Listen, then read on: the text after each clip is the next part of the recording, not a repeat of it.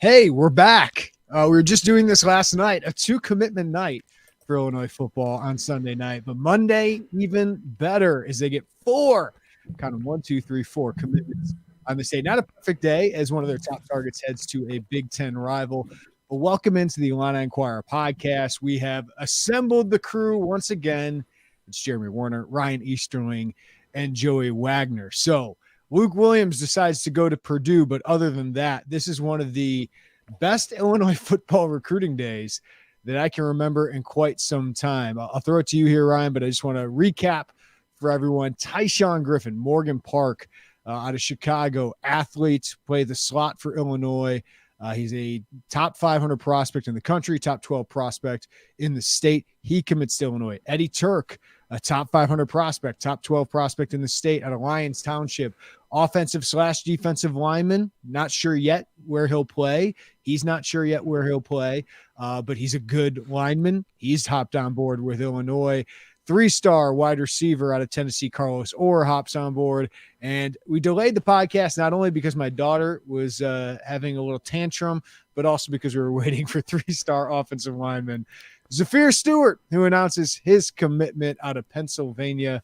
Yes, Ryan, that is 4. That's we're kind of going back and forth on text message. That's the best Illinois football recruiting day since when? Oh, man, it's probably been a while. I mean, they've had a few small days, like early in the Lovie Smith period where they got Ricky Smalling, Kendall Smith, had that great visit day on campus. But I can't think of a time short of maybe some of the Zook signing days where they've had this kind of success in such a short period of time, just landing some of their key targets. So, this was, I mean, they built the weekend up big, and this was the kind of result they were expecting from it, and they delivered, I'd say, for the most part. I mean, you mentioned it. Luke Williams gets away, and I know there's a lot of people that have heartburn over that, but they went 6 of 7, essentially, on the guys that have committed thus far out of that weekend. That's pretty dang good, and they got a lot of them to commit quick. Like, there's some other guys that are still taking visits, so it's not all said and done yet, but they've had 7 guys that visited this weekend make commitments, and 6 of them were to Illinois. So that's a pretty good hit rate. Yeah, Joe, I was gonna head there. We talked about what's going to be their hit rate. Last year was 16 of 24 on these official visits. So far, 6 of the guys who visited, of the 14, have committed to Illinois. That's a pretty good start, and we'll see what happens in the coming weeks for guys like Carson Conkle, Ricky Knight, Darian Dupree, Xavier Lucas, right? But that's a pretty good start. And we talked about, you got to start the class. You got to fill it out here. All of a sudden, you're up to 8 commitments just like that. Or 9, sorry. It's 9 commitments. Joey, you are muted. Man, going back to April of 2020 over here. We all still trying to figure out technology. I know, it's new to me. Look, when the program puts so much stock into these visits, and if you really distill, like we talk about the month of June, but this year you can distill it down to really 2. It was last weekend, and then not this weekend, but coming up. Like, you've got to have a high hit rate, and I think it tells you a lot about maybe where they feel they stand when they decide to bring in official visitors. Now, you're going to take some Hail Mary shots, right? I mean, that's remember a few years ago they brought in Micah Riley Ducker, the tight end, who Auburn ended up being where he went. Like, that was a Hail Mary. You've got enough visits, you can take a couple of those. But I think when you start seeing, like, what we know and have enough of a body of work about how this staff goes, that if someone's coming here for an official visit, that's not like a sign that says, hey, they're going to commit. Like, you should know that you need to monitor that one. If that's your jam and you like to monitor recruiting, like, that's one you want to monitor throughout that commitment and when they announce. But yeah, big hit rate. Like, obviously the big one that they lost, that's going to sting. They wanted him. He's an in-state guy. But they had a really good day, and they got guys, I know we'll get into them, that they hadn't been in these battles. They hadn't won these battles. You're starting to see that kind of turn, and that's a natural progression of programs coming around, getting built, the pitches changes, all that change. And now you're starting to see Illinois maybe reap some more rewards of some of those. Yeah, let's hit on the Luke Williams thing really quickly.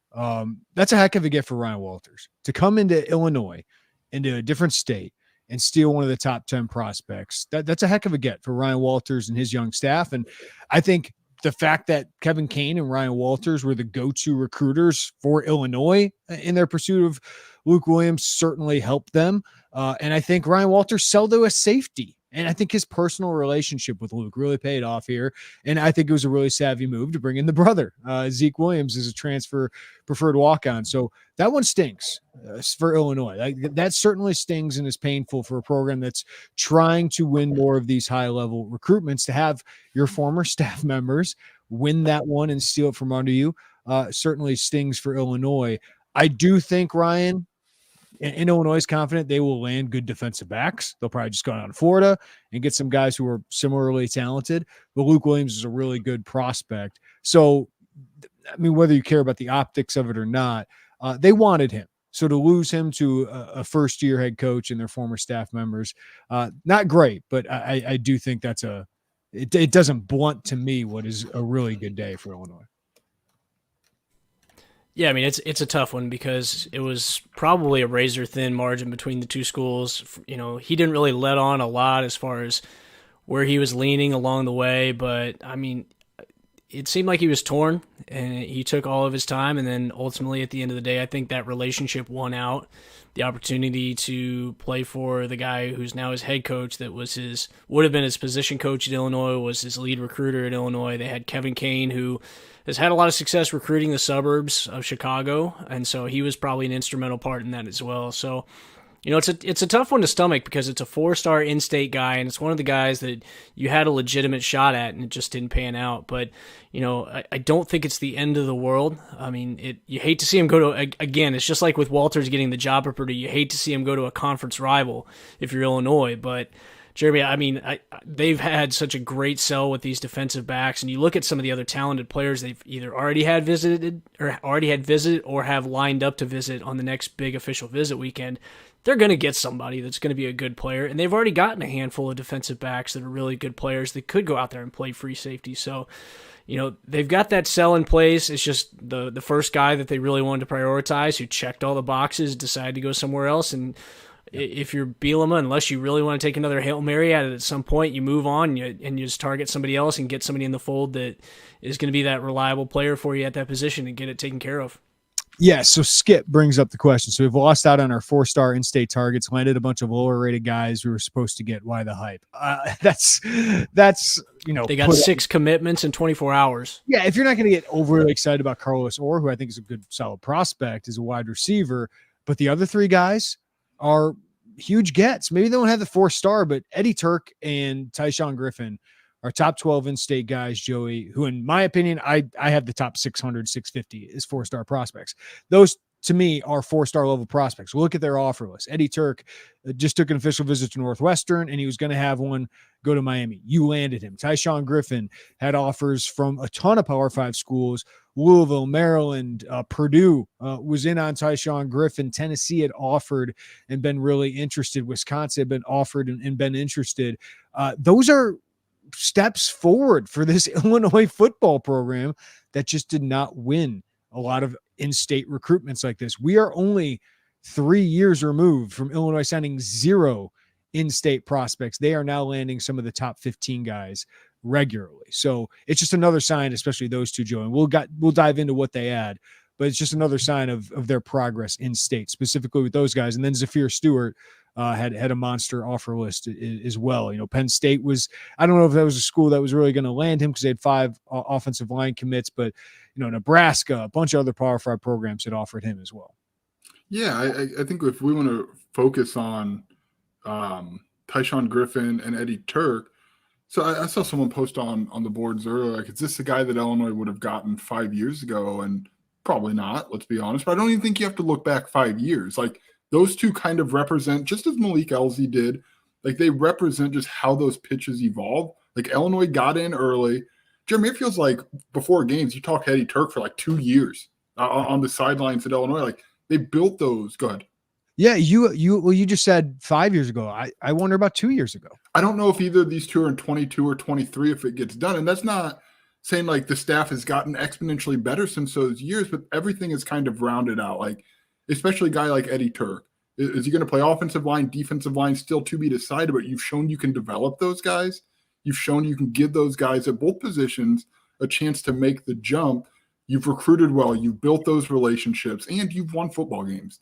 Like, if I remember right, Jimmy, there was a time when you talked to Eddie before a game, and like, yeah, winning mattered to him. Seeing this program take that step forward was meaningful to him. It's like those two just kind of paint how this has changed and evolved. And like, that's what you want to see if you're a fan of a program, is you're in more of those. You know, first you were in the battles, you lost, and maybe you won a couple, and now you're starting to assert yourself a little bit more. And when you prioritize the state like Illinois has done, like that resonates.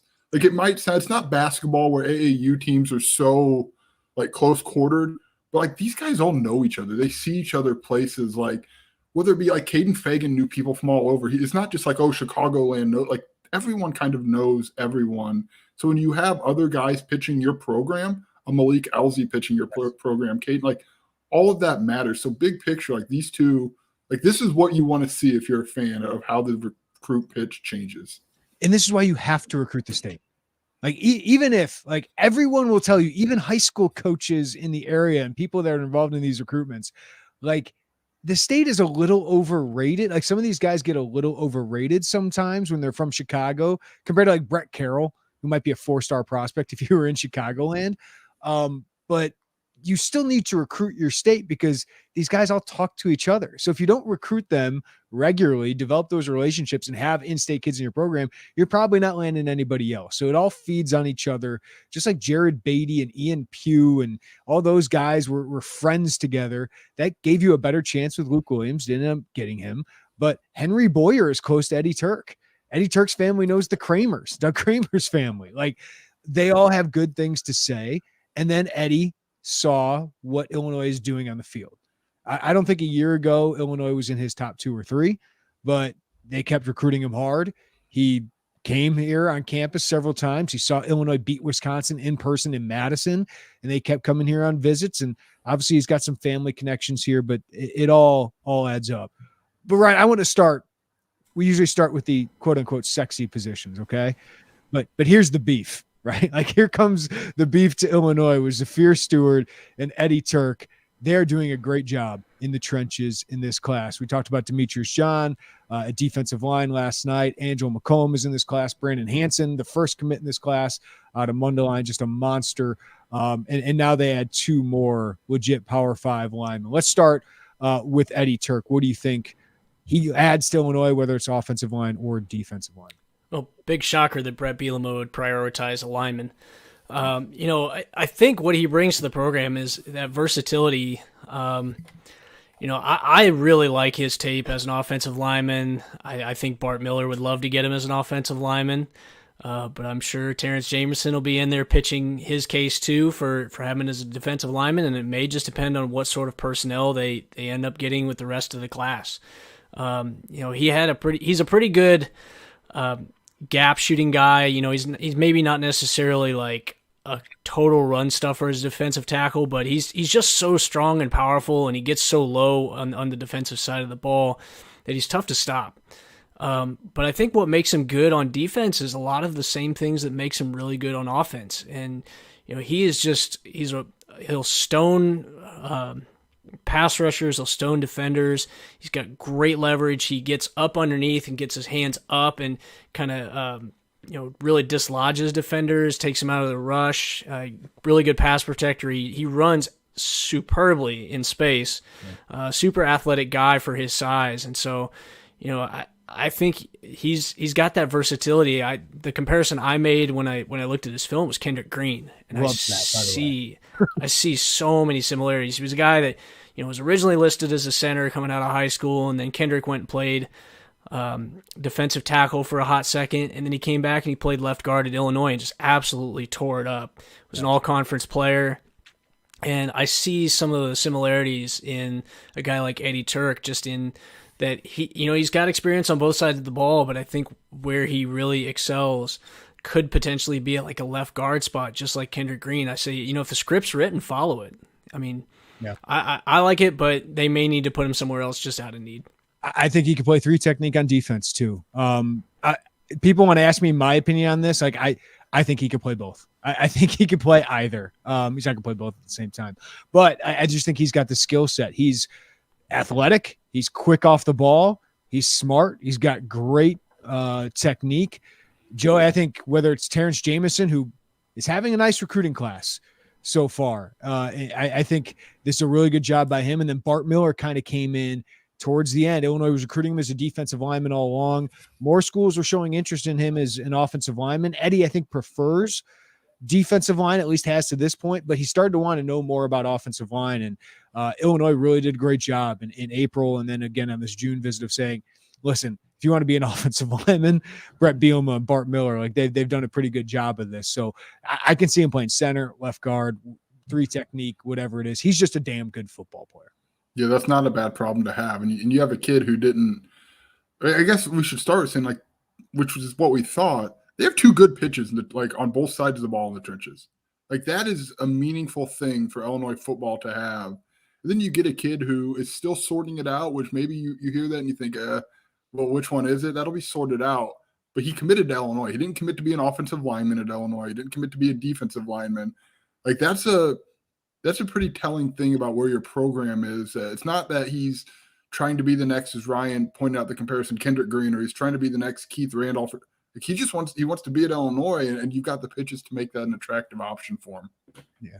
All right, Ryan. Zafir Stewart is a monster of a man. I look at him. I watch some of his film. 6'4", 320. He might be a little taller than that, seems like, but it looks like he's got the flexibility to play tackle and guard. Had offers from, a bunch of Power 5 programs. I'll list them off here: Boston College, Cincinnati, Maryland, Nebraska, Ole Miss, Penn State, Pittsburgh, Rutgers, West Virginia. Remember 3 or 4 years ago under Lovie Smith, the offensive line recruiting that was happening. Now Illinois just keeps stacking these Power 5 battles. So what do you think Zafir Stewart adds for Illinois? Well, he's a big, strong, powerful dude. I mean, he's kind of in that same vein as some of these other bigger offensive linemen that Bielema's brought in. Maybe not quite as big as like Chrysler, but it's just that same style, like a Desmond Schuster. They're getting bigger body guys. I mean, Hunter Whitenack came in at 6'8", 320. Mountis Moeller is like 6'9", 300. They're getting some huge dudes.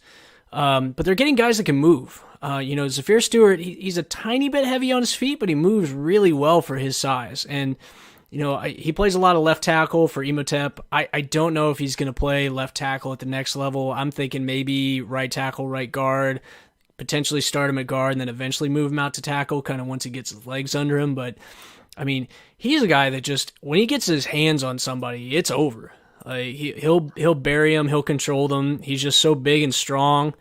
He'll have to get a little bit more flexible, but I mean, for his size, like I said, all things considered and all things relative, for his size, he moves really well. I think he's got a great pass pro set already.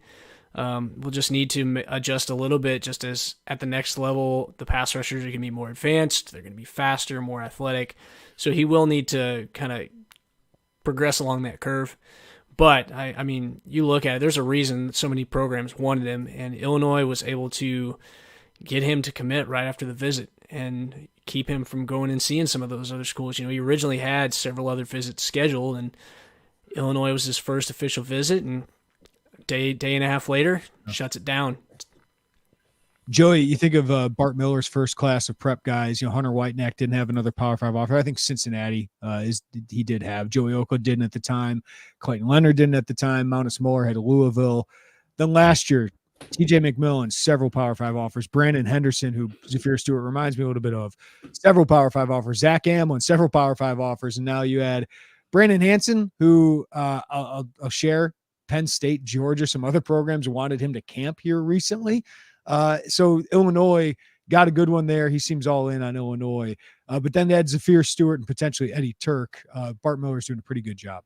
Yeah, we thought that was going to be the case when Brett Bielema was hired. So they're probably going to get linemen, and they are.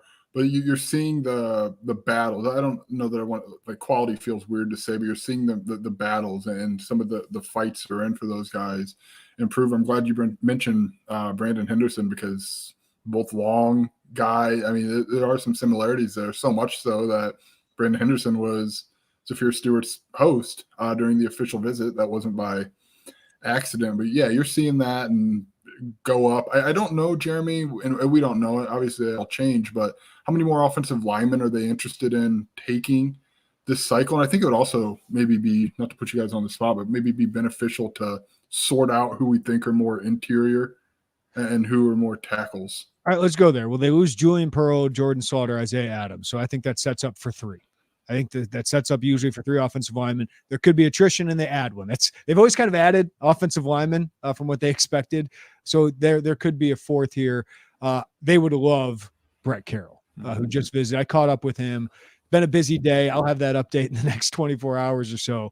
Caleb Pyfrom is supposed to visit later this month. He's a great tackle prospect. I think it's going to be difficult to land him, but they would certainly take him. And I think that's what maybe Eddie Tuerk depends on here. Hansen, I think they originally wanted as a guard, but he's kind of shown some more nimble feet here recently in his workouts. I think him and Zafir Stewart can both play guard or tackle. Hansen reminds me a little bit of Whitenack. Stewart reminds me of Henderson. Both those guys, I think, have guard tackle flexibility. Carroll's certainly a guard. So I think right now, Stewart would probably be my most likely to play tackle, to be honest with you, just because of his feet. Hansen, I think, can because of his size and his length. I think he could be a right tackle. And then I think if they got Carroll, he'd be inside. Tuerk would be inside. You disagree with any of that, Ryan? No, I mean, I go back to it every time. Brett Carroll is a state champion track and field guy, and shot put, he's a state champion wrestler, which if you've been on our site for any period of time, you know how I feel about guys that excel on the mat.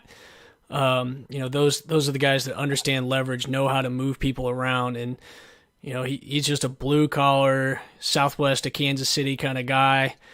No frills, just show up with your lunch pail and go to work. And so if you watch his tape too, I mean, it's just as evident. You watch a lot of the guys that were standout high school wrestlers, and he's kind of in that same vein where, he just knows how to get somebody and open up running lanes. So, you have 3 guys that you know for sure are going to graduate. You might have more attrition, but I mentioned this on our board earlier when somebody was talking about this. If they have another offensive lineman that they really believe in and want to take, they'll find a way to make it work. I mean, because you'll have guys that don't pan out, and that's just kind of the catch-22 of offensive line recruiting is you can get a lot of big guys, but the hit rate on offensive linemen, and this isn't just an evaluation-only thing, like things happen, but they don't always pan out, and you've got to be ready to have depth there, and you've got to put 5 guys out there regardless. So to get those 5 guys plus some depth of those positions, you got to take a lot of players. Well, I want to bring this up. They currently have 16 scholarship offensive linemen. I remember times during the Lovie Smith era that was like 9, 10. And then quarterback would be like 6. This staff usually keeps 3 or 4 quarterbacks, and they get some walk-ons who they think can add depth. But offensive line and the secondary, man, like they put a ton of scholarships into those guys. And I do think it's about depth. It's about the hit rate, Ryan. I think you're mentioning some guys just don't pan out. Some guys are more developmental prospects. But, Joey, they are building depth when you think of next year, your offensive line will have Zy Chrysler, Josh Krutz, Zach Barlow, Josh Geske, Hunter Whitenack, Desmond Schuster, Will Lease, Joey Okla, Clayton Leonard, Mountis Moeller, TJ McMullen, Brandon Henderson, Zachary Amwin, Brandon Hansen, Zafir Stewart, and maybe Eddie Tuerk. That's a lot of Power 5 offers in there, a lot of big bodies. It is, and to your point, I'm glad you mentioned offensive line and defensive backs. Those are the 2 most probably like the strongest fingerprints that this staff has to this point positionally. Like the only Lovie staff guys on the offensive line are Jordan Slaughter, Julian Pearl, and you can count the 3 redshirt sophomores now at this point, Josh Krutz, Zach Barlow, and Josh Geske. Defensive line is not much defensive backfield, is not much different. Now, a lot of that happened because a lot of those guys made the jump, or Devin Witherspoon went early.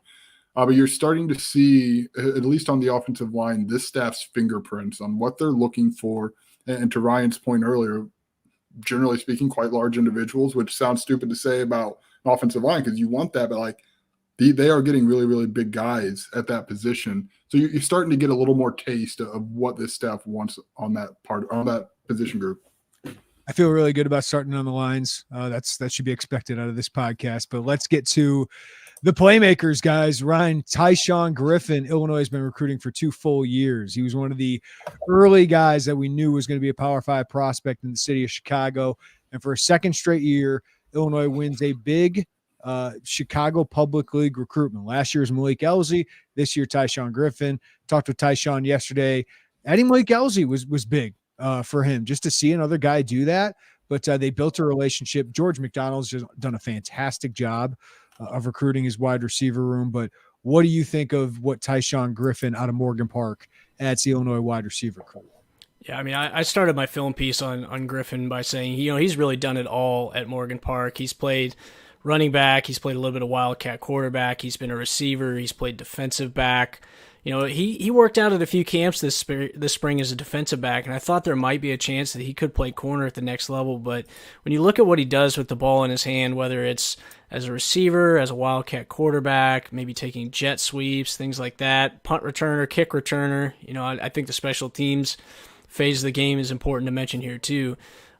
He's just an explosive athlete. He's not the biggest guy out there. He's not the strongest guy out there, but he's just got that speed that's tough to teach. And he's got a great knack for getting to space, getting to open space, and getting chunk plays. And so that, I think, is where his biggest value can be. I mean, Illinois' got a couple of good slot receivers on the roster right now, but, I mean, it's probably Isaiah Williams last year. Kenari Wilcher is still young. He enrolled early, so that helped give him a bit of a head start. But they're going to need a little bit more at slot receiver in the long run. Hank Beatty is kind of more of I don't want to call him a possession slot receiver, but he's not necessarily a guy that's going to just stretch the field down the seam the way that a guy like Griffin can. So I think he brings an added dimension and kind of fills in a little bit of the void that Isaiah Williams is going to be leaving when he moves on. Yeah, and Isaiah Williams was a big sell here. Isaiah's nickname is 1. So is Tysean Griffin's. He wears number 1, so he could just slide right into that jersey number if he wants to, and if Illinois lets him, Joey.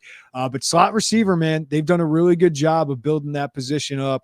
And you have Griffin behind Beatty and Wilcher. They're very high on. So post-life of Isaiah Williams, who's probably going to lead the team receiving for a third straight year, George McDonald's put together a pretty good room there. Yeah, and he's done it in a way that you've kind of staggered ages a little bit. With Hank Beatty, now Kenari Wilcher, and into Tysean Griffin. So you kind of let that development happen naturally, and then if you get a guy who like a Griffin, or if we know Kenari Wilcher got a lot of buzz, who comes in and takes time and earns those spots, and that's good for Illinois football. But they've done that's really impressive. That room was bad when this coaching staff took over. There wasn't depth. There wasn't a lot of high-end talent. I mean, it wasn't a very good room. And they've completely rebuilt it, and almost similar, like Bielema gets in the trenches, right? And that you build the team inside out. Like, they've kind of built this receiver room inside out. Isaiah Williams was a quarterback when they got there. You go put him in there. Then you had a Beatty, a Wilcher, and now Tysean Griffin. That's important. And like in this offense, I think they need guys in the slot who, as Ryan mentioned, can get down the seam or can make guys miss. You need that elusive guy.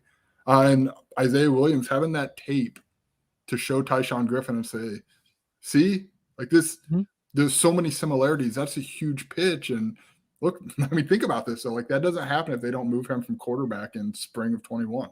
Yeah. And I mean, the offer list was really impressive here. Wisconsin, Tennessee were kind of in the mix. Purdue, Missouri, Michigan State, Louisville, Kansas State, Iowa State, Cincinnati. Like that's a good recruiting win in the state for Illinois. And speed, got to have speed. And Barry Lunny showed last year that he can use Isaiah Williams pretty well. I think he could be used even better. I think he can use even more as this offense matures. So the fact that they actually have a cell that you can land Malik Elzy and Tysean Griffin in back-to-back classes is really impressive. All right, I think we all expected Illinois at some point was going to land Carlos Orr, but he is on board. Illinois, the only Power 5 offer for the 6'4" wide receiver out of Tennessee. Not a surprise here, but add more length to this wide receiver room, which they've done the last couple of years with Elzy, Colin Dixon, Ashton Hollins, Ian Pugh. Now you had Carlos Orr, who's actually a little bit bigger strength-wise than some of those other players outside of at least Hollins and Pugh coming in.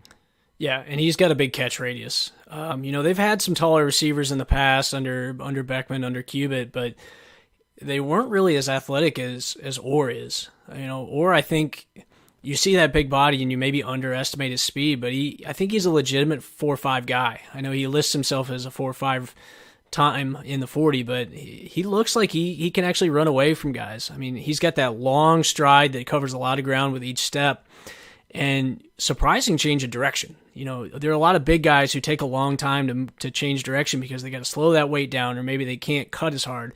He can change direction really well, and he doesn't necessarily need to do like a hard cut or anything. It's just he's got great body control that allows him to kind of get his defender moving one way and then shake back the other way. But you know, he can stretch the field. He's a guy that can run routes inside, outside. He can go up and win the contested ball. You know, no slight on his quarterback, but there are a few of the throws on his film here that the ball's a bit underthrown, and he's able to come back, recognize how the ball's been thrown, and come back and go up over the defensive back and get it.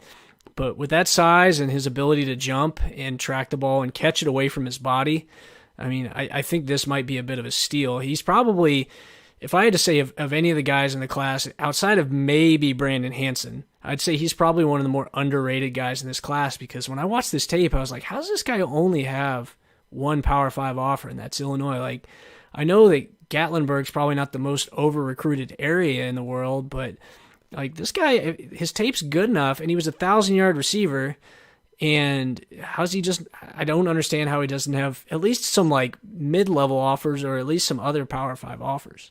Yeah, he reminds me of a quicker, faster Sam Mays, maybe. Remember Sam Mays? Like, just huge, but Sam was not the fastest guy, right? So I just felt like he gave me some of those vibes. He's just a little quicker than Sam was. Joey, I mean, we've written about this a lot. The revamping of this, you know, receiver room has been pretty epic here. You know, you got underclassmen now of Hank Beatty, who's a sophomore, and then the rest freshmen: Ian Pugh, Ashton Holland, Sean Miller, all redshirt freshmen; Colin Dixon, Kanari Wilcher, Malik Elzy, all true freshmen. Now you're bringing in Tysean Griffin and Carlos Orr behind it. I don't think wide receiver is going to be a great strength next year, maybe, unless Malik Elzy and Hank Beatty and all those guys, Kanari Wilcher, are ready to go. But I can see wide receiver being a strength at Illinois in a couple of years. I think their starters are good now. They just don't have a lot of depth there. But George McDonald's done a really good job of adding talent here. You're on mute, Joey. Second time. What a nightmare. Do we need a mute jar to where you have to put like a buck in every time you're on mute? Yeah, tab me up if you don't mind. Yeah, I mean, again, this wasn't a very good group when this coaching staff took over. And I'm with you. I like the long term. I like the short term. We've talked about this a lot. Intermediate term is meaning 2024, 25, maybe a little bit on the back end of that. I do wonder what that's going to look like, because you have some of these guys, Ian Pugh and Ashton Holland. Now you got a Carlos Orr. You're going to need some wait time, right? And like you got to get bigger. So what's the timeline look like there? But in terms of talent, like they've added, and they've had some good recruiting wins in the way that they've added to this wide receiver room. And George McDonald, I'm with Ryan. The Power 5 offer thing is interesting, because this isn't, I don't know, October, and George McDonald is going all in on prioritizing him. It's like late May now into June, and we've seen him really circle Carlos Orr as a guy that's his guy. And like, that should tell you something. Yeah. Like, this isn't a late, like, oh no, we need a wide receiver. This is someone he prioritized pretty early in the process, and they moved to close down pretty early in the process. I mean, in the words of our friend Tom Fornelli, will it work? I don't know, but like, you have to read how this has happened until that tells you what they think of him. Yeah. Ryan, did you have anything to add? I was just saying, I mean, like, Joey, to your point, multiple visits to his high school, and they got him on campus, and it's no hesitation. Like, they went in on him, they believed in him, and you know, we'll see how it works out long term, but all the signs are there on the film, at least, that he can be good. I don't know what the level of competition is like down there, but I'd have to imagine they're not pushovers. So not bad football. Not bad. No. Yeah, I mean, you don't want a class full of guys that you had to evaluate that didn't have Power 5 offers, right? It felt like towards the end of Lovie Smith, that's what we were getting. Like, you got to hit on all these evaluations, and for every Devin Witherspoon and Sidney Brown, there's a bunch of offensive linemen that didn't work out. There's a bunch of maybe of this position, wide receiver. That was a big one. Oh man, you remember the season where it was like 50 drops? Yeah, like 18, I think, right? That's bad. Was that? I think it's 2018. It was bad. That's why you got to get Power 5 wins. That's why recruiting rankings matter a little bit. They're not the end all be all, but you don't want to be 68th. You don't want to be 72nd. You want to be with your peers, and you want to win some of these Power 5 recruitments. And Illinois is getting that with a mix of evaluations. That's what we expect at a program like Illinois. All right, guys, let's kind of recap what the official visit weekend was.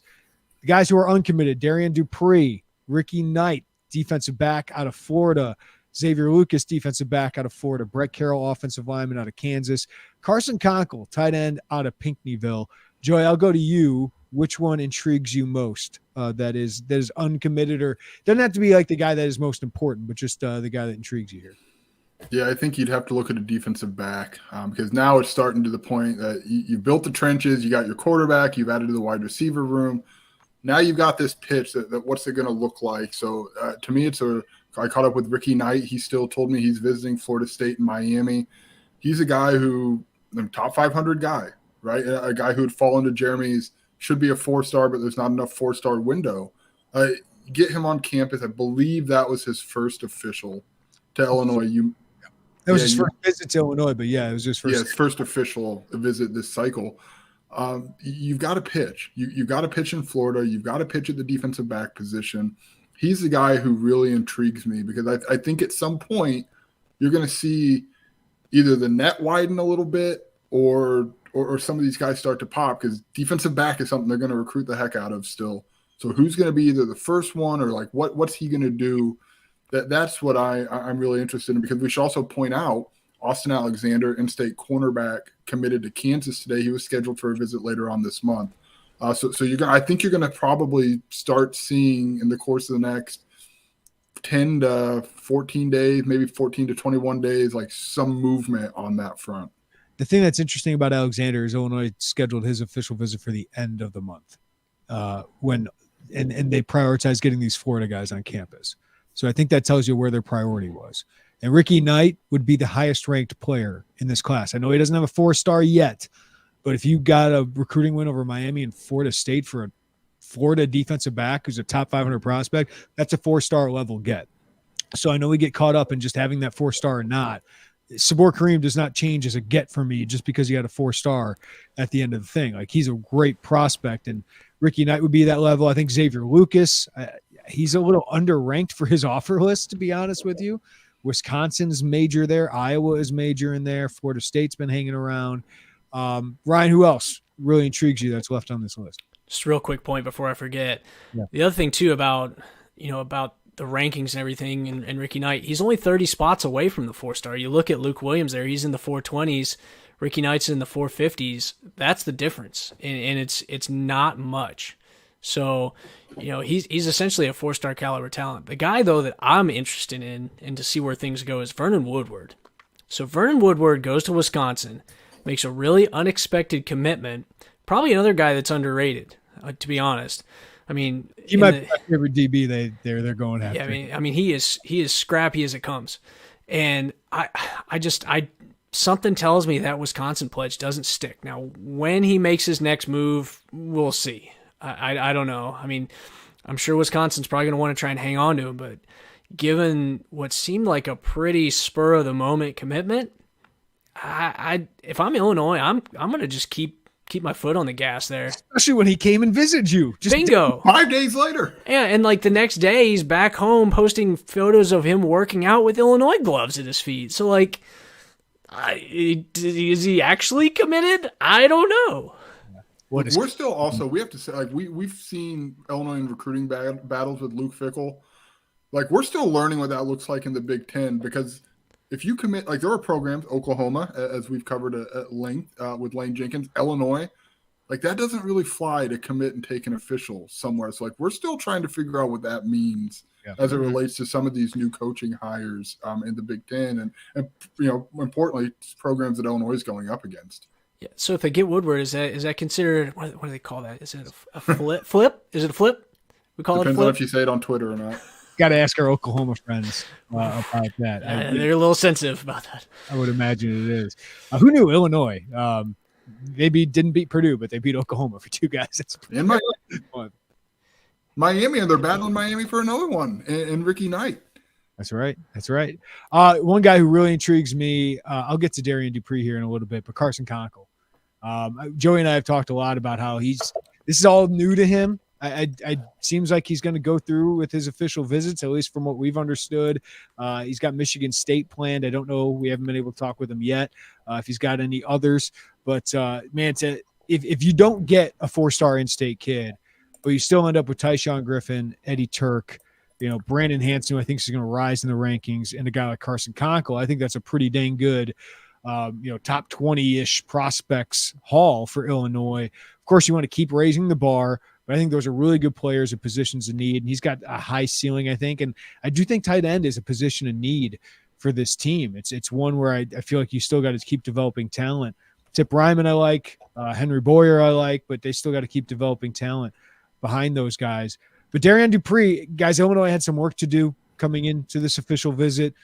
They understood that Wisconsin's kind of been the lean or the favorite or the thought of favorite here throughout. But we'll see what happens with him next, Ryan. I'm interested to see what happens there because he's got two really good Big Ten options if he wants to choose from in Wisconsin and Illinois. We've reached out to Darian, haven't been able to talk with him yet. But if they were able to get him, that certainly would be a headliner after missing out on Luke Williams. Well, especially considering there's been a lot of sentiment that Wisconsin's got the lead right now. And so if Illinois is able to come in there, sway him or swing him and land him, I mean, they've got a great running back cell too. Like, don't get me wrong, Wisconsin traditionally has had that running back cell, but that was under different coaches. And I mean, Luke Fickell, they've had some solid run games at Cincinnati, and obviously when he was at Ohio State, he was on the other side of the ball, but like, Brett Bielema has put running back after running back into the league. It's a position that is always going to get touches, and it's a position they can sell being a featured guy. And so maybe that's what helps close the gap. Again, we'll see what he does. If it was me personally and I was Dupree, I'd maybe take a little bit of time, see how things pan out, and not just rush into a decision. Maybe he does end up taking another visit. Some of the schools that were originally recruiting him or had offered him have taken other players, like Notre Dame and Michigan have both taken running backs. So I don't know if that's necessarily going to be any of the programs he looks at anymore, but maybe somebody else that's looking at him ends up getting him on a visit sometime later in the month. Illinois does have another 4-star running back taking a visit later this month in Khalil Valentine out of Arizona. So I don't think that's going to drive Dupree's timeline. I think Dupree can kind of do what he wants in this case. But, Illinois is hedging their bets there in having another backup plan, and it's a good backup plan. And I don't know that it's necessarily a fallback option per se, but they don't want to come away empty-handed and not get a playmaking running back in this class because they know the importance of the position in this offense. Yeah, Joey, this is what fascinates me now is you kind of like get away from this week and you get into the following week. Illinois doesn't have, to our knowledge yet, any official visitors scheduled for next week. That could change. We could talk about Marquise Lightfoot here at some point. They're trying to get him on an official visit. But you look at who's coming in next, and it might depend if Illinois pushes or not, or those guys come on their visits based on, who they got this week and who they can get in the coming week and a half. Before they set up this one. Like some of these DBs, if Illinois is able to land two of the other DBs, I don't know if they're hosting for visits, but I do think after this June 23rd weekend, we got these names up on our screen here on YouTube. Some of these DBs out of Florida, they'll probably make a push for, and they could land some of those. Joe Barna out of Wheaton North. It's between Illinois and Wisconsin, another Illinois-Wisconsin battle, another edge rusher you could potentially bring in. And Ryan mentioned Khalil Valentine. That's probably a highlight one, because if you don't get Dupree, but you're able to get Valentine, who's a 4-star composite prospect, that'd be monstrous. So it is interesting to see, okay, spin forward, how do they wrap up this class with the next official visitor weekend? Yeah, I'm with you. And I think to wrap up this one, at least for the timing, I think there's a pause right now. I think the commits that were going to pop have popped, that they've announced. I think what you just reasonably look at the board, you could probably take a breath from this past weekend and start eyeballing. Do they add anyone next this coming weekend? Jeremy, that's a good point. We don't know that to this point. Then you start eyeballing what's next. And for this one was the big real in-state push, and now you're starting to see a little more geographically broader set of visitors here. But yeah, Do all these guys make it? Is that Illinois' decision? Do some of these guys commit elsewhere and cancel the rest of their visits, as in the case of and Eddie Tuerk? What's that look like? So there's still a lot of room to go before that, but it is time to start looking forward. And I think by the end, like at this time after that June 29th weekend, we'll have a really good sense, even if some of those other guys haven't popped, when you start to see maybe where the acceleration is on some guys. If some guys from that weekend pop, you'll be able to kind of put some pieces together. I do want to add those, and I know Ryan brought it up with the offensive lineman earlier. I don't get the sense with this staff that they're in the true business of like turning someone away they really like because they took someone else. James Kreutz is here, right? And they didn't plan, to our knowledge, in taking 2 linebackers in that class. We've seen like Bart Miller can add a dude here or there. Like I think he's someone who's earned that. That's obviously a position there. So like I know a lot of people ask like, what are the numbers at X position or Y position? Like those are pretty flexible. So I think that's something worth monitoring. It's probably too early now, but as you get into that July, August, September portion, like they're not going to, if they really, really want someone, that they're going to find a way to make that work. Yeah. I think the biggest needs in this class certainly are DB. You got several spots you have to fill there. Obviously they've added a lot of young talent. They've had some transfers this year. Running back, tight end, and edge rusher. Like those are the 4 positions I'm really interested in. Maybe they add another offensive lineman. We talked about some of those guys. Maybe they add another defensive lineman and add some more depth at some of these other positions. But you filled some big needs: quarterback, wide receiver, offensive line, defensive line, linebacker. Ryan, you checked off some huge boxes here in the last several days. Yeah, and they're finally getting to the position, I think, now where they're not living paycheck to paycheck in terms of like class to class, right? They've actually got some established depth on the roster to where they're stacking these classes. And Bielema likes to talk about stacking all the time. Like they're not just stacking days, they're stacking classes. And they're putting these classes together year after year after year, and it's proper roster building. It's something that past staffs, either because of lack of continuity in coaching due to just, coaches getting fired, coaches leaving, etc., changing of schemes, like it's been tough to do it. But now like there's this clear plan, there's a clear set scheme. They're able to build their personnel around it. You've got consistency and continuity, and they're able to get guys year over year to help build meaningful depth at multiple positions. And if the only reason that you have deficiencies in depth at certain positions is because guys are leaving for the NFL or getting drafted, or you've got large groups of special players that are moving on, that's a good problem to have. It's not really attrition in a bad sense. It's attrition that you want to have because your guys are playing well, and you've just got to reload behind them, but addressing them as needed. All right, let's get to a few of these listener-submitted questions. Thanks to all you guys on YouTube. Give us a like as you're watching this on YouTube, especially live people. 200 live people right now, so we appreciate all you guys. John asked, Jeremy and crew, given the recent commitments, what is the biggest area of need moving forward in the class? I'll go DB. What do you guys got? DB. Yeah, I mean, they don't really have a whole lot at the position committed right now, so they've got a lot of visitors out there. There's a lot of birds in the air, but they've got to get a couple of them landed. It is objectively their best pitch. It is objectively the best pitch they've got, the hottest thing they've got going right now. You want to see them maximize that. Tight end might be close for me, just because I feel like that's a position that I don't think, Henry Boyer I really like. We'll find out with Owen Anderson and Nathan Gwynn again, apparently, in the coming years. But I just feel like getting a kid like Conkle long-term is the type of athlete they need at that position. They need to add there. All right. Fedigator asks, over under 2, that some of these commits end up at a 4-star at the end of their senior season. Ryan, can we set that at 1.5? Yeah. 5. Yeah. I have the same request because it's tough for guys to really move up that far. But there's a couple guys that are borderline 4-star that I think could do it. And I mean, some of it depends on who commits. Like we looked at that visitor list earlier, and there's a lot of high 3-stars that are right on the border of 4-star status. And I mean, I think this staff has a great eye for evaluation. I know A lot of people talked about James Kirkland and Lovey having a good eye, and there were some good finds that Lovey brought in, but I think this staff has a really good eye for reliable football players that are just good football players. It's not just bringing guys in based on traits. They're bringing guys in that are also good football players. And so there's a few guys. I mean, do I think that Brandon Hansen could potentially be a 4-star? I mean, depending on what kind of senior season he has, maybe. But usually it tends to be some of these defensive backs, maybe a wide receiver or a linebacker. I am curious to see when Easton Baker gets another look on that. Because, I can't watch that film and be like, 3-star.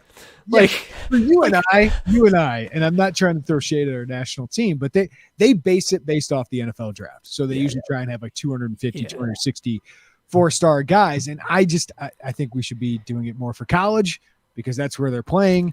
And I think what gets a Tysean Griffin, what gets an Easton Baker is they don't have that prototypical NFL size. Like Tysean Griffin's 5'11", 165. Easton Baker 6'1", 212. If Easton Baker was 6'3", 230, I think he'd be a 4-star. So that's why Eddie Tuerk to me is a 4-star level prospect. I think it's hard for an established kind of high floor guy like him to get back into that. The guy I'd be interested if they do land would be a Ricky Knight or somebody like that. Dalen Platt. Yeah, that could get to a 4-star level. Yeah, and I mean, you also mentioned this too when you were talking with Trey Petty's coach. He was a firm believer that he'd have everybody all over him if he was just a couple inches taller. But him being just a little bit shorter, it just gave some programs some pause. But he's a player, and there are a lot of guys in this class that have that one thing that just kind of limits them from getting that boost in the rankings. But you just look at the way some of these guys played. I let the film do the talking. The measurables, obviously, they're looking at it from a pro perspective and projectability down the line. But as far as how they'll play at the collegiate level, there are a couple guys who I think could very well find that 4-star, or at least play up to a 4-star level. I should differentiate that. They may not get the ranking, but there's some guys who will absolutely play at a 4-star level. Yeah, and let's be honest. Eddie Tuerk, you beat Miami for. Easton Baker, you beat out Oklahoma for. Right, that's a pretty good. If Zafir Stewart committed to Penn State, you want to bet he gets that 4-star? Oh, yeah. Let him out. Let him out. Ain't wrong sometimes with that. Hey, if you commit to Illinois, you're automatically a 3-star. That's how it works. If you commit to Ball State, you're 2-star. I think the rankings, I shouldn't say this because they're not pointless. They're not meaningless. They matter.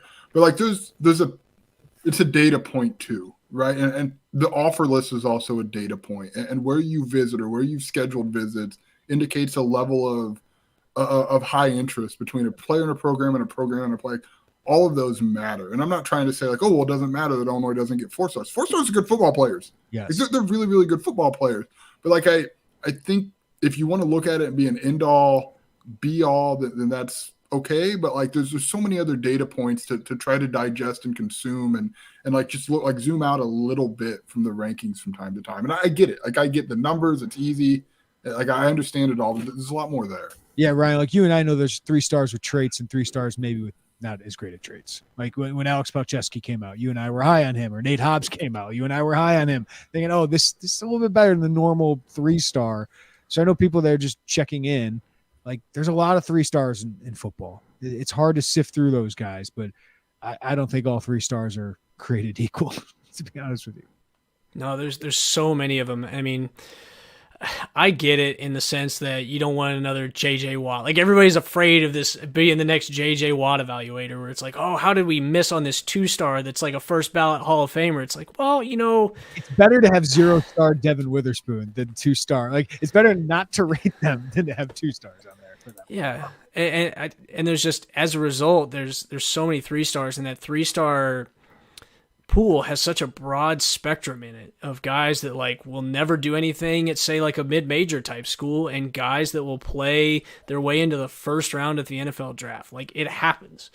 And to your point earlier when we were talking about this, you think there should be more 4-stars, and I agree, because if you look at the number of guys that are getting evaluated, you look at the number of guys in each kind of group of ratings, there's not really a whole lot of a gradient. It's kind of you got your small group of 5-stars, you got a group of 4-stars, and you got probably your huge pool of 3-stars, but towards the top end of that, there's plenty of guys that probably are deserving or should be in contention for a 4-star, and it's just because you cap it somewhere that there's not a lot of them that end up crossing that threshold.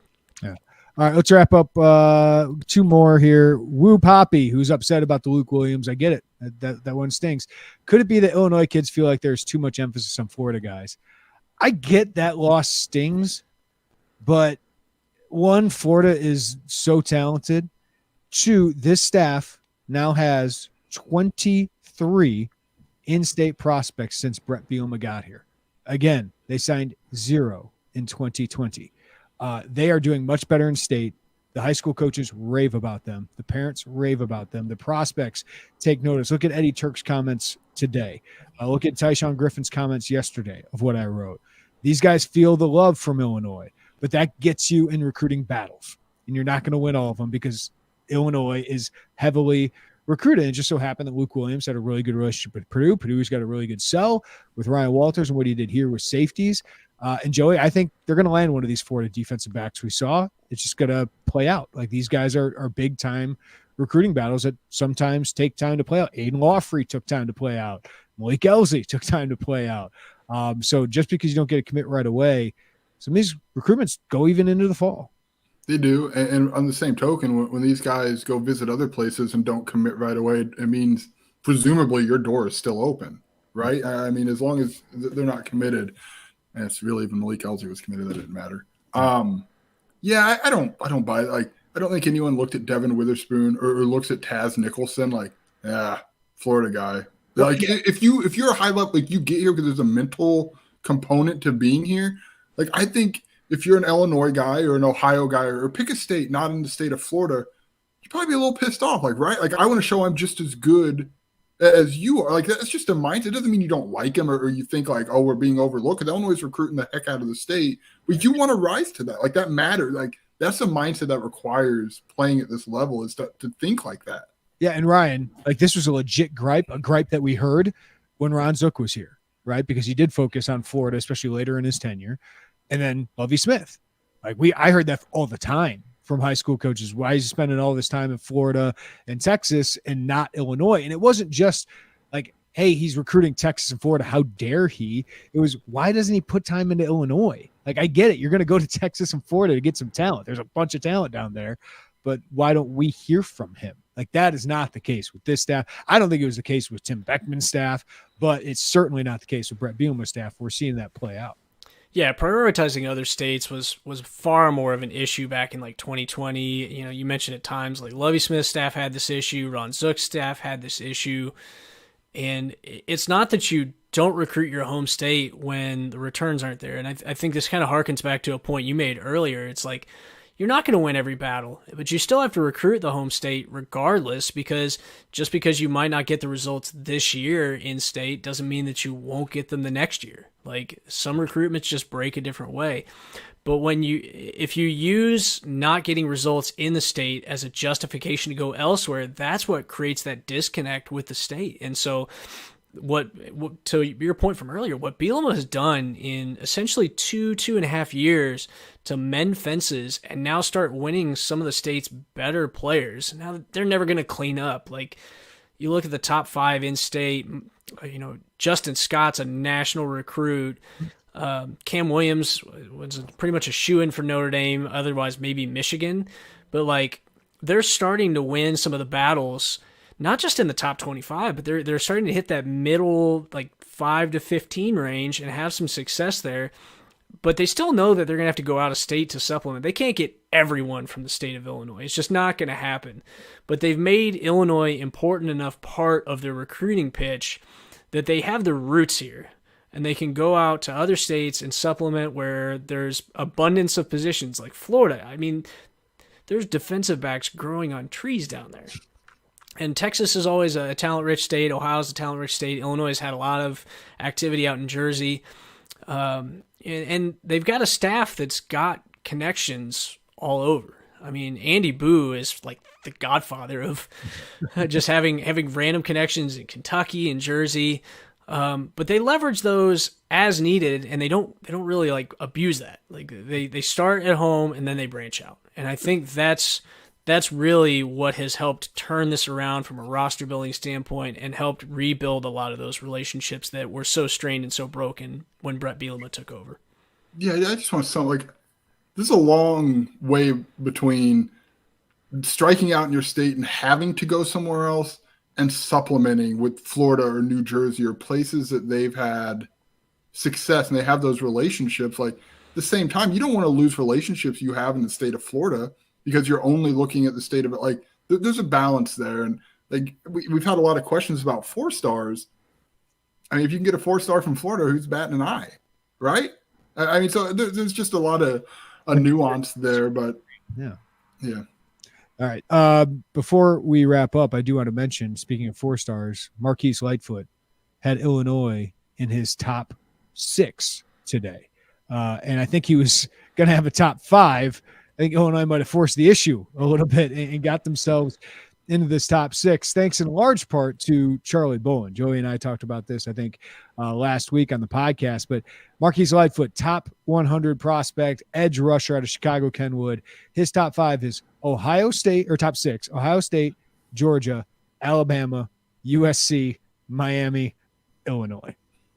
Can you imagine being like a stranger not knowing much about his recruitment and seeing like the first 5, like, yeah, all right, that checks out, and like to be in that conversation, and no one's trying to make moral victories if he inevitably goes elsewhere, but damn, to get in that conversation and try to push the envelope for an official, if you can swing that.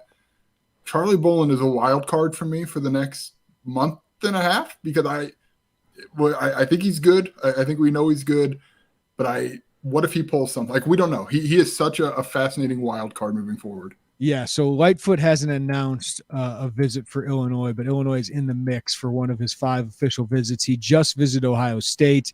They have a couple crystal ball picks in for him, including Steve Wiltfong, who's our national expert who rarely misses. USC, Miami. I don't expect Illinois. Like, it's going to be tough for Illinois to land him, right?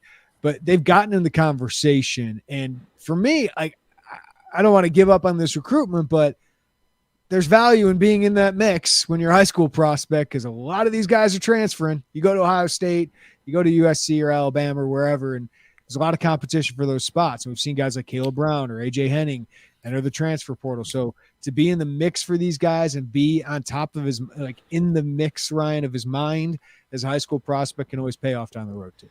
Yeah, and I want to point out a couple things. One, I think Alan True caught up with him after he dropped that top 6. And I've always been blown away by Lightfoot's comments. They're just they're way more thoughtful than I would have expected. He's had a lot of great insight. Really, really smart kid. Yeah, you can tell he's thinking this through at more than just like surface level, like who could do the most for me, like to make my name big. Like he's thinking about this pretty critically. But he singled out Charlie Bolin as a huge reason, and he and his family just they love Charlie. They're raving about him, and so I think that's a testament to what Charlie's been doing. But the other thing I wanted to point out too is, and I'll be honest, it's probably a long shot for Illinois to land a guy like Marquise Lightfoot, but I was surprised a couple days ago when I saw Stacey Gage, one of the nation's top running backs, spurned like power programs and committed to UCF. Like, it's not out of the question that a guy might pick a school that's not the obvious choice and go somewhere that he feels like he can really excel. Now, whether Marquise Lightfoot is willing to turn down a blue blood like an Ohio State or a Georgia to go to Illinois, I don't know if Illinois is quite there yet, but if they can do with Seth Coleman, Gabe Akis, and Jared Beatty over the next couple of years what Charlie Bolin's been able to do with some of those guys he's coached in the NFL, you've got that sell then. I think defensive line's the next big sell they have. I didn't quite get a chance to touch on this last night, but defensive back is the sell they have right now. And I think that's going to shift over to defensive line. And next offseason is going to be when you're pitching the Johnny Newton's getting drafted, the Keith Randolph's getting drafted, the Seth Coleman's getting drafted, the Gabe Akis being an all-conference caliber player. That's when that sell kicks in. And they've got some guys in 2025, especially in state. Don't want to go too in-depth on it right now, but they've got some guys in 2025 in state who that sell is going to be very, very critical for. Yep. And if they can have a successful year on the defensive line and at the edge position, that will go a long way, especially in state, towards giving them a leg up as they get that class underway.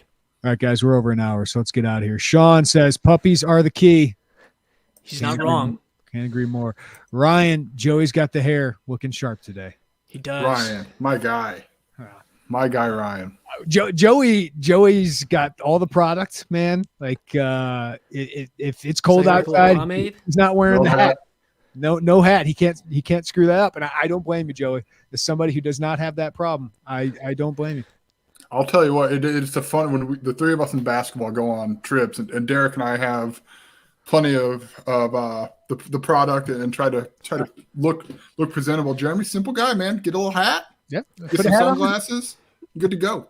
Ready to go. You just jump out of the shower. You're ready to go. Don't even have to worry about it. That's the nice thing. What a dream about this. Hey, I used to spike it up back in those frosted tips. I had frosted tips once. Outstanding. Same. Dude, Joey, we have to find a photo of this. The first girlfriend talked me into those. Only had them for a month because that relationship did not last very long. Sorry about that. And I found my wife. Things turned out pretty good for you. The things men will do for women. But appreciate you guys. Going an hour long, but what a big day for Illinois football. I know it wasn't a perfect day, and some in the chat are upset about the Luke Williams thing, and I get it. But this is the expectation now for Illinois is to start winning some of those, and I think that says a lot about what Brett Bielema and his staff are doing in recruiting. But I do think it was a really strong day for their class of 2024, and of course, we will cover all of it at IlliniInquirer.com. Joey, we got so much content sitting here. We're talking to the high school coaches. I talked to a bunch of guys today, Brett Carroll, Dimitri. I'm calling Carlos Orr when this ends to get an update on his commitment. Yeah. So a lot of content, man. 60% off. Take advantage of it. So much. Ryan's been film junkie for the last couple of weeks here. I feel bad. We just buried Piper's story today of like 5 things. I haven't even had the time to read it, but I'm looking forward to reading it. We're just overflowing at Illini Inquirer, so do check it out. 60% off. VIP deal for the next 2 days. You can sign up for that. It's obviously an exciting time for Illinois football and a big time for Illinois basketball as they've now started their off-season workouts. Thanks to all our YouTube live watchers and listeners. Give us a like on your way out. Follow us. Hit that subscription button and hit the notifications button as well. And everybody listening on the podcast, appreciate you. Give us a follow, rating, review wherever you get your podcasts. For Ryan Easterling, Joey Wagner, I'm Jeremy Werner. Everybody have a great day. Take care of each other. We'll talk to you next time on the Illini Inquirer podcast.